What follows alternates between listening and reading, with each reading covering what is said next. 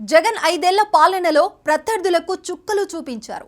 చంద్రబాబును అరెస్టు చేసి జైల్లో బంధిస్తే పవన్ కళ్యాణ్ కనీసం రాష్ట్రంలోకి కూడా అడుగు పెట్టనియలేదు. ఇక సామాన్య టీడీపీ జనసేన కార్యకర్తల సంగతి సరే. అయితే కూటమి ప్రభుత్వం వచ్చాక తప్పు చేసిన వారి తాట తీస్తుంది.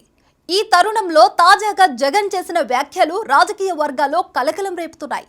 మరి జగన్ మళ్లీ వస్తే ప్రత్యర్థులకు చుక్కలేనా? ఇబ్బంది పెట్టిన వారు పేర్లు బుక్లో రాసుకోమంటూ పార్టీ శ్రేణులకు పిలుపునిచ్చిన జగన్ మళ్లీ గద్దెనెక్కే ఛాన్స్ ఏ మేరకుంది?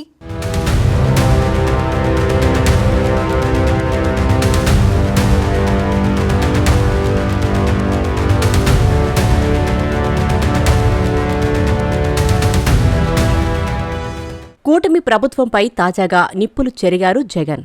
వైసీపీ కార్యకర్తలు, నాయకులే టార్గెట్గా చంద్రబాబు ప్రభుత్వం కుట్రలు చేస్తూ కక్ష సాధిస్తుందని మండిపడ్డారు. కొడతానంటే కొట్టమనండి, మీరు ఏ పుస్తకంలోనైనా సరే వారి పేర్లు రాసుకోండి, ఆ అన్యాయం చేసిన వారికి సినిమా చూపిస్తాం, రిటైర్ అయినా లాక్కొస్తాం, దేశం విడిచిపెట్టి వెళ్లినా తిరిగి రప్పిస్తాం అంటూ హెచ్చరించారు. ఏ ప్రభుత్వంపైనైనా వ్యతిరేకత రావడానికి కాస్త సమయం పడుతుంది, కానీ చంద్రబాబు పాలనపై నెలల వ్యవధిలోనే తీవ్ర వ్యతిరేకత వచ్చిందని జగన్ చెప్పారు. తాము చేసిన మంచి ఎక్కడికి పోదని నేతలకు ధైర్యం చెప్పిన మాజీ సీఎం జగన్ పార్టీ కార్యకర్తలను వేధిస్తున్న వారు ఎక్కడున్నా అధికారంలోకి వచ్చాక సినిమా చూపిస్తానంటూ బెదిరింపులకు దిగడంతో జగన్ తీరుపై సామాన్యంలో సైతం చర్చ జరుగుతోంది.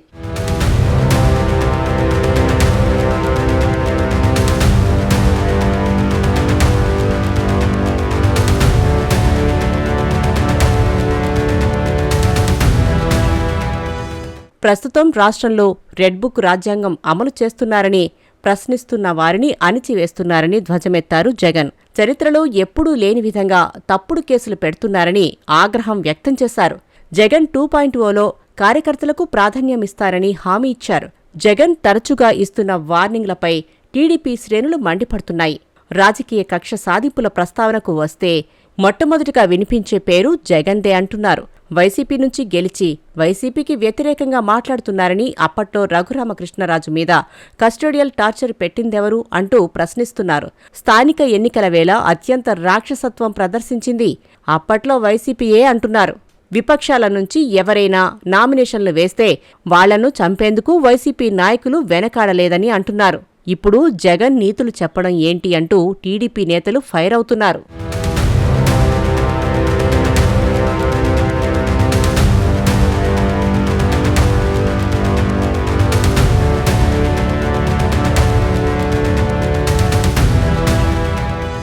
ఇప్పుడు అధికారంలో ఉన్న కూటమి ప్రభుత్వం వైసీపీ నేతలపై అనేక కేసులు నమోదు చేస్తుంది. అవన్నీ అక్రమ కేసులు కావని, వైసీపీలో అవినీతికి పాల్పడిన వారు మాత్రమే కేసుల్లో చిక్కుకుంటున్నారని కూటమి శ్రేణులు అంటున్నాయి. అవినీతిని, అరాచకాలను ఆధారాలతో రుజువు చేసి జైలుకు పంపుతున్నామని, మిగిలిన వారు బాగానే ఉన్నారని అంటున్నారు.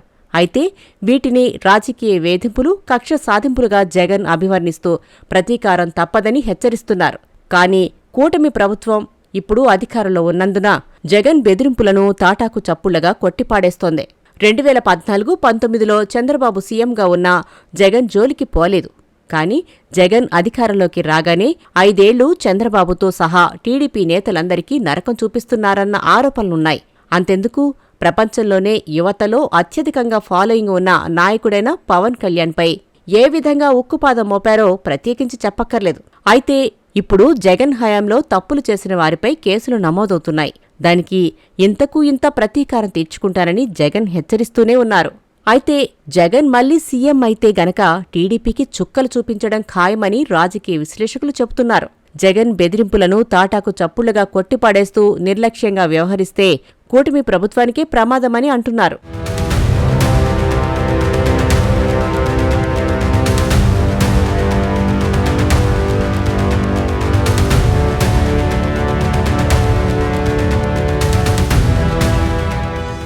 జగన్ వ్యాఖ్యలపై టీడీపీ శ్రేణులు ఫైర్ అవుతున్నాయి. కక్ష సాధింపు రాజకీయాలకు కేరఫ్ అడ్రస్ జగన్ అని, అందుకే ఇలా బెదిరింపులకు దిగుతున్నారని అంటున్నారు.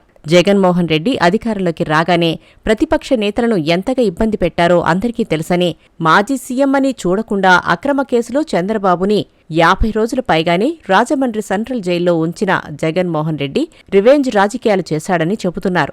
అసలు ఏపీలో ప్రతిపక్షమే లేకుండా చేయాలని కంకణం కట్టుకుని టీడీపీ నేతలకు కేసుల రుచి చూపించారని అంటున్నారు. మొత్తంగా చూస్తే వైసీపీ అధినేత జగన్మోహన్ రెడ్డి తీరు రచ్చకెక్కుతోందన్న వాదన సర్వత్రా వ్యక్తమవుతోంది. ఎన్నికల్లో గెలుపోటములు సహజం.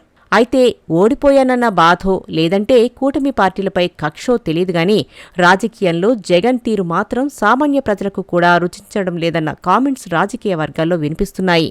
కూటమి ప్రభుత్వం అధికారంలోకి వచ్చిన తర్వాత ప్రతీకారం ఎవరిపైనా తీర్చుకోబోమని, కేవలం చట్టం ప్రకారం మాత్రమే తప్పు చేసిన వారిపై చర్యలు తీసుకుంటామని చంద్రబాబు, లోకేష్ పలుమార్లు కామెంట్ చేసిన సంగతి తెలిసిందే. అటు పవన్ కళ్యాణ్ సైతం తప్పు చేసిన వారిని వదిలిపెట్టకూడదని అంటున్నారు. ఈ తరుణంలోనే గత ప్రభుత్వంలో అరాచకాలకు పాల్పడ్డవారిని టార్గెట్ చేసింది కూటమి సర్కార్. అయితే జగన్ హయాంలో నేరుగా అరెస్టులు జరిగాయి. దీంతో అప్పట్లో కక్ష సాధింపు అన్న విమర్శలు వచ్చాయి. అయితే కూటమి ప్రభుత్వం అందుకు భిన్నంగా వెళ్తోంది. తప్పు చేసిన వారిని వదలకూడదని భావిస్తున్న కూటమి ప్రభుత్వం గత ప్రభుత్వంలో అరాచకాలను బయటకు తీయడం, అలాగే విచారణ జరిపించడం, తప్పు చేశారని తేలాకే శిక్షించడం అన్న కాన్సెప్టుతో ముందుకు వెళ్తోంది. అందుకే చట్టం ప్రకారం జగన్ హయాంలో తప్పులు చేసిన వారికి జైలుకు పంపిస్తున్నారన్న టాక్ వినిపిస్తోంది. కానీ జగన్ మాత్రం నేరుగా బెదిరింపులకు దిగడమే వివాదాస్పదం అవుతోంది.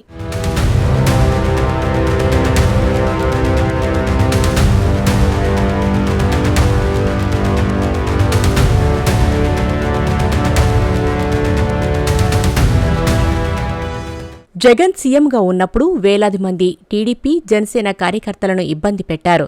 వందల మంది టీడీపీ, జనసేన కార్యకర్తల హత్యలు జగన్ సీఎంగా ఉన్నప్పుడు జరిగాయి.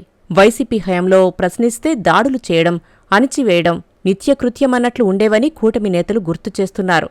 ఇక జగన్ హయాంలో సాధారణ వైసీపీ కార్యకర్త సైతం ఒక సీఎం అన్నంతగా చెలరేగిపోయేవారు. గ్రామాల్లో వారి పెత్తనం దారుణంగా ఉండేది. జగన్ పాలన నచ్చకే ప్రజలు పవన్, చంద్రబాబులను నమ్మి కూటమికి పట్టం కట్టారని, అయితే ఇప్పుడు మళ్లీ తామొస్తే ప్రతీకారం తీర్చుకుంటామని జగన్ చెప్తుండడం, అసలు ఇటువంటి బెదిరింపులకు పాల్పడే నేతలను ప్రజలు ఆదరించే అవకాశం ఉండదని రాజకీయ వర్గాల్లో చర్చ జరుగుతోంది.